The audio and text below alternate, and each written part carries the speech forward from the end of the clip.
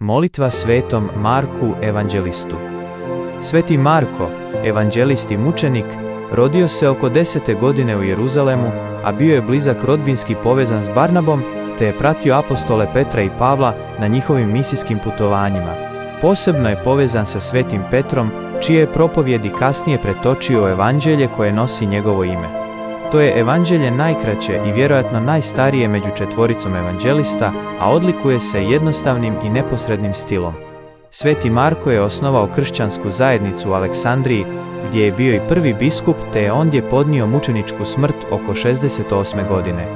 Njegove relikvije prenesene su 828. godine u Veneciju, gdje je ubrzo postao nebeski zaštitnik grada i cijele Mletačke republike, a njemu u čast podignuta je veličanstvena bazilika Svetog Marka.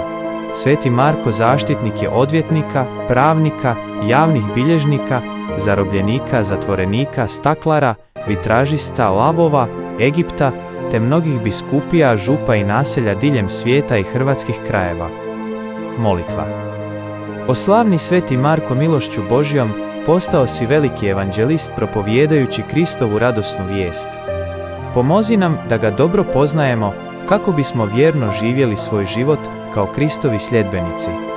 Amen. Pomolimo se. Bože, koji si blaženoga Marka, svoga evanđelista, uzvisio milošću evanđelskog propovijedanja, podaj, molimo da nam njegovo znanje koristi i njegova nas molitva brani. Po Gospodinu našemu Isusu Kristu, Sinu Tvome, koji s Tobom živi i kraljuje u jedinstvu Duha Svetoga, Bog, po sve vijeke vjekova. Amen.